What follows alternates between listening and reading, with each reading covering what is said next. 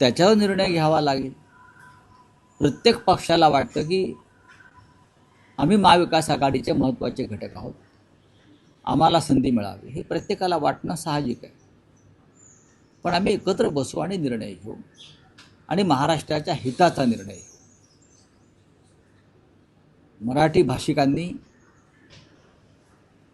संसदेमध्ये जाऊन महाराष्ट्राचे प्रश्न मांडावे यासाठी आम्ही तिथे जातो सगळे. त्याच्यामुळे त्याच गुणवत्तेवरती कोणी तिथे जाऊन यावेळेला प्रतिनिधित्व करायचं हे तीन पक्ष एकत्र बसून ठरवतील. ठाकरे पक्ष सुरुवातीला अशी झटापट होते सर्वच राजकारणामध्ये. सुरुवातीला अशा प्रकारची झटापट ही होते, राजकारण आहे ना. पण शेवटी आम्ही एकत्र बसून एकमतानं निर्णय घेतला जाईल. त्याच्यामध्ये काँग्रेस असेल, राष्ट्रवादी काँग्रेस असेल, काँग्रेसचा निर्णय हा दिल्लीतून होतो, बरोबर. शिवसेना आणि राष्ट्रवादी काँग्रेस, शरद पवार हे निर्णय मुंबईतच होतात किंवा महाराष्ट्रात होतात. एकत्र बसून निर्णय घेतले जाते. का कठीण कशा करता असेल. राज्याचे माजी मुख्यमंत्री आहेत, शिवसेना पक्षप्रमुख आहेत. त्याच्यामुळे विधान परिषद कोणी लढवायची, राज्यसभा कोणी लढवायची या संदर्भात मी म्हटलं ना, निर्णय घेतला जाईल. राज्यसभेच्या बाबतीमध्ये सुद्धा शरद पवारांसारख्या नेत्याची इच्छा आहे. त्यांची संसदीय कार्य परंपरा फार मोठी आहे.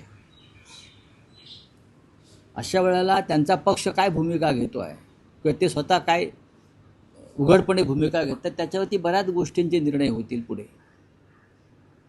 शिवसेनेचं संख्याबळ सगळ्यात जास्त आहे, 20. त्यानंतर काँग्रेस 16 आणि शरद पवारांचं बळ हे 10चं आहे.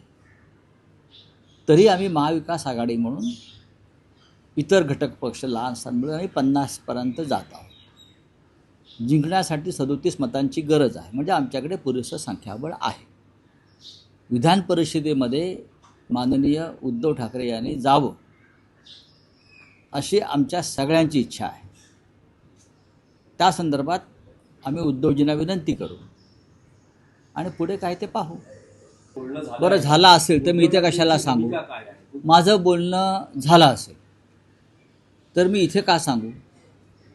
झालं ना, पण मी कॅमेऱ्यावरती का सांगू हा आमचा अंतर्गत विषय आहे. कोणी कोणाला भेटावं, काय करावं, पण मी काल सांगितलं आणि आज हे सांगतो. एकनाथ शिंदे हे त्या अर्थानं महाराष्ट्राच्या अस्मितेचे, स्वाभिमानाचे शत्रू आहे. हिंदुहृदय सम्राट बाळासाहेब ठाकरे यांची शिवसेना अमित शहाच्या मदतीनं चोरली म्हणून ते महाराष्ट्राचे किंवा शिवसेनेचे प्रमुख होऊ शकत नाही. हा खटला कोर्टामध्ये आहे आणि तो आम्ही जिंकू. दुसरा असं आहे की एकनाथ शिंदे यांच्याबरोबरचं आमचं भांडण आहे आणि राहील, हे मी वारंवार सांगितलेलं आहे. ते भांडण व्यक्तिगत नसून ते भांडण महाराष्ट्राच्या हिताचं, स्वाभिमानाचं आहे, नैतिकतेचं आहे. आणि हे भांडण आम्ही टोकाला नेऊ हे सुद्धा आम्ही सांगितलं आहे. या उपर मला याविषयी काही बोलायचं नसं मी काल सांगून सुद्धा आपण असे प्रश्न वारंवार विचारत. जळफळाट का होतोय? मैत्री अशी असावी की समोरच्याचा जळफळाट व्हावा असं उदय सामंतांचं स्टेटमेंट आहे. कोण जळलं? दुसरं स्टेटमेंट कोण त्यांचा अप्रत्यक्ष कोण नाही, त्यांचा रोग कोणावरती असेल, काही असेल, पण त्याच्यावरती आमच्या पक्षाकडनं कोणी प्रतिक्रिया व्यक्त केली आहे का?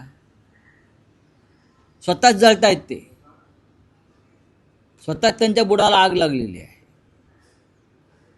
ते त्यांनी उगाच या विषयावरती फार चर्चा करू नयेत. मूर्ख लोक आहेत ते. निवडणुकीच्या विभागामध्ये भ्रष्टाचाराचं रेट कार्ड फिक्स होतं. मला विषय माहिती.